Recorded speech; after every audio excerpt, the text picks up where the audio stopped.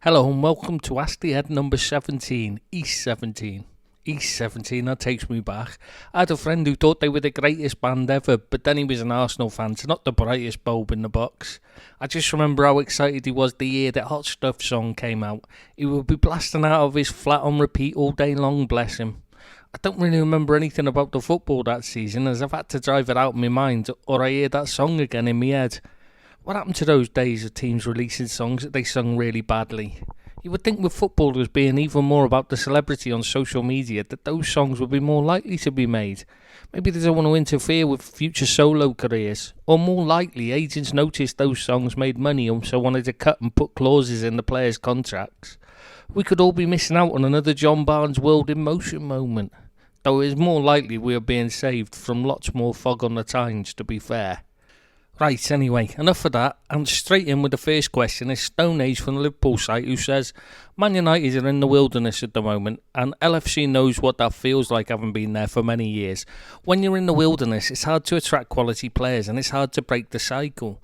My question is the team that OGS inherited any worse than the team that Sir Kenny Dalglish inherited second stint and won the League Cup with in 2012? Does Kenny deserve a lot of credit? I'm not sure if they were any, if they're any worse than Dalglish's second team, but Dalglish defo deserves a lot of credit. That team was a mess. A couple of good players scattered in amongst dross like Poulsen and Joe Cole. I'm not sure what more could have been done with those players. Just the very thought of Konchesky pulling on a Liverpool shirt makes vomit rise to my mouth. Can you imagine what it must have been like trying to get those players to perform? Though he also was in charge when Carroll was brought in, which was a huge mistake by all involved.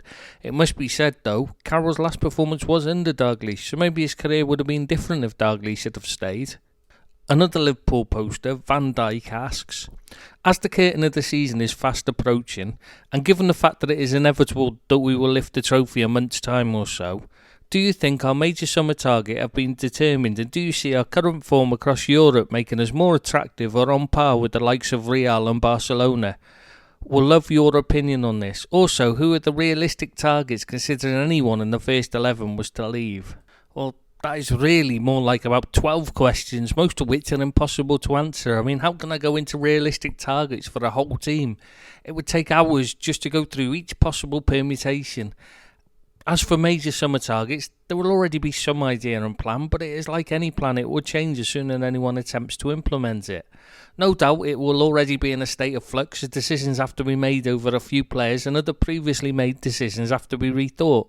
For instance, Keita was brought in as the long-term replacement for Lallana, but now Lallana is going in the summer and Keita looks like he may well have to be replaced as well. There'll be targets in mind, but the priorities will change as to which of the major targets shown are running.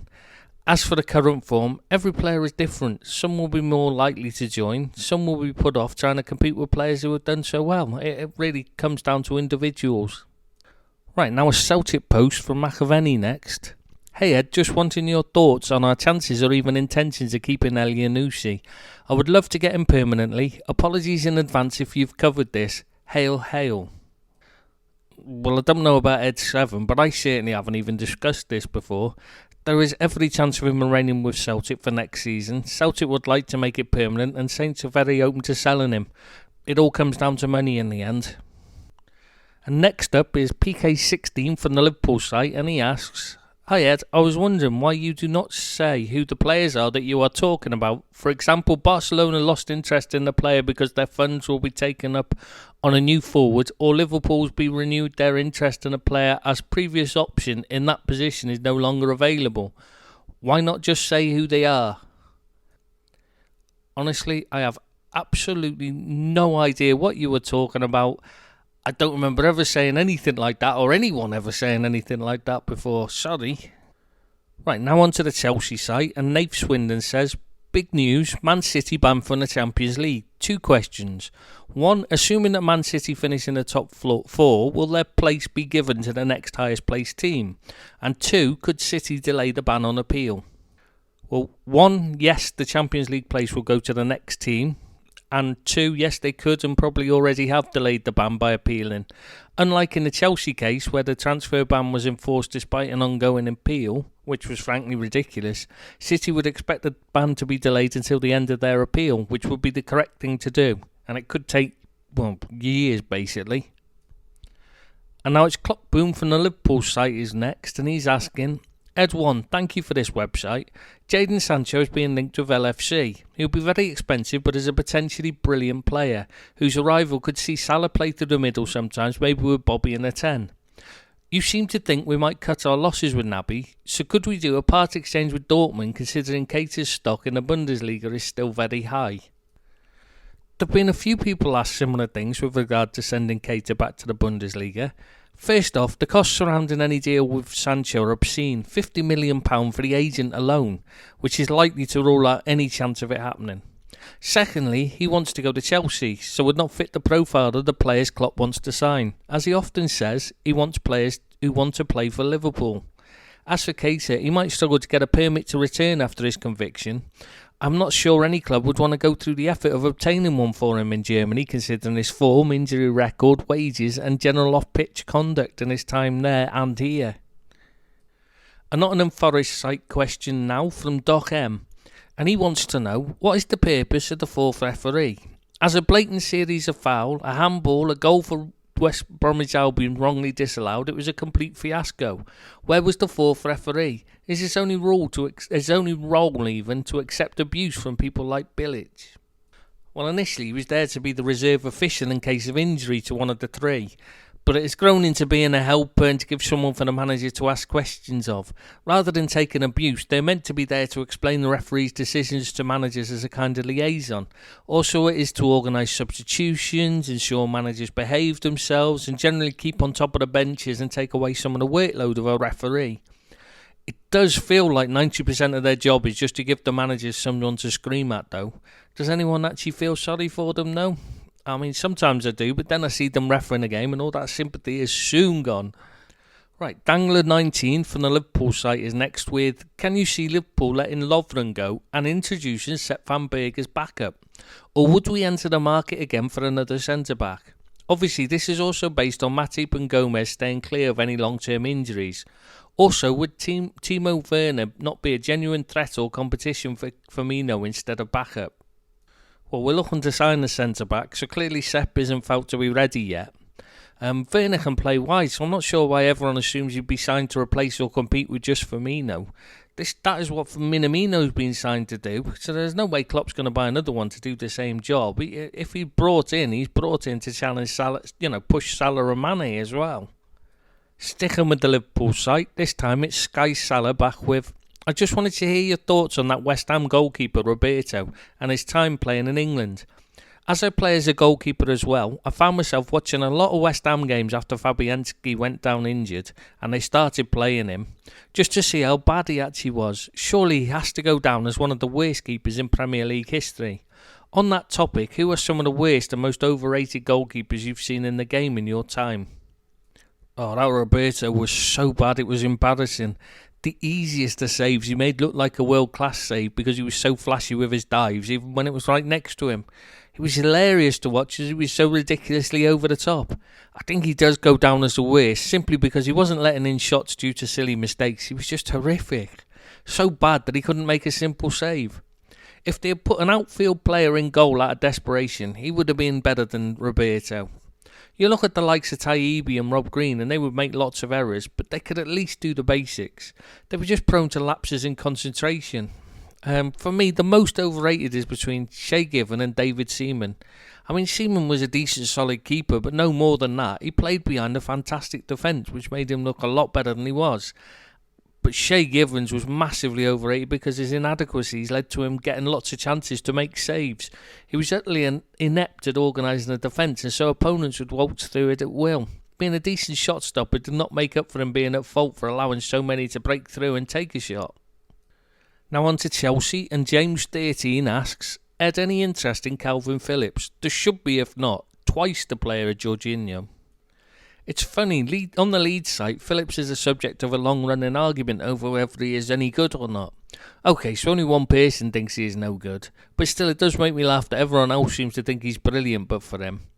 Aye, as for interest, I'm not sure about Chelsea interest. Lots of clubs are interested, but I'm not aware of any from Chelsea.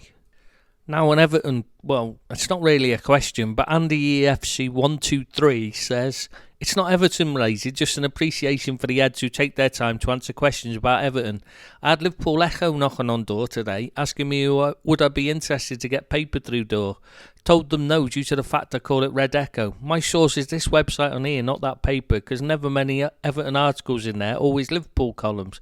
But nice one Ed1 and the rest of the Eds as well for giving us this platform for us Blues to speak on, hoping we give Arsenal a good run for money on Sunday. Come on you Blues. Well, the ending didn't age well, did it? But cheers Andy, I passed on your message to the other Eds as well. We all really appreciate it. I have to be honest, the Echo has lost its way in recent years. It was unmissable reading at one time. Now it's just junk about anyone. It's just rubbish. Right, and now back to the Chelsea site and James 13 again. He said, I was personally content with Lampard coming in as manager. No problem with the timing at all. The issue for me was the staff appointed with him, which I found underwhelming and lacking in experience and diversity. A young, inexperienced but promising manager was okay in my opinion, but a backroom staff also young and inexperienced did strike me as a risk. I would have liked to have seen at least one more experienced assistant, perhaps a European with some decent experience of coaching at the top level who could have provided invaluable experience at various stages of the season. I'm surprised the club did not insist on this. Lampard's intentions and his insistence on playing attacking football is all very positive, but I feel he has been naive in various games where we could have locked games up and taken more points. You don't have to play attacking football for the whole 90 minutes when you're fighting for invaluable points. I feel a more experienced assistant could have steered him towards more sensible decisions on various occasions. I would hate to see Lampard go because I firmly believe he's the perfect man to lead this group of talented young players forward and ensure they get enough football. I believe the approach should be to find him some help and give him everything he needs to be successful. This obviously entails the right player recruitment in the summer, but just as important in my opinion is someone to enter that backroom staff as an extra pair of eyes and someone who can offer a different point of view. I'm not sure Morris or Edwards are offering this, though no doubt they will become great coaches in the future. Ballack comes to mind, maybe a more involved role for Makaleli. I feel a figure like this could also motivate and perhaps incorporate our foreign players more and perhaps play a role in terms of attractive foreign players. Is a more experienced addition to the backroom staff something the club are considering or even insisting on? Thank you for your time. Well, that was one hell of a question. Right, sorry, my throat's gone from reading all that. Right, from what I was told, Ballack does have some involvement anyway, though maybe not as major as you are hoping for. I believe that is his choice though, because he's got his fingers in other pies. Oh, seriously, my throat's gone reading that one. Right, Chelsea like to involve ex-players, but I don't know of any plan to hire an experienced coach to supplement the ones there. I think they're quite happy with the ones they've got now, so why change it?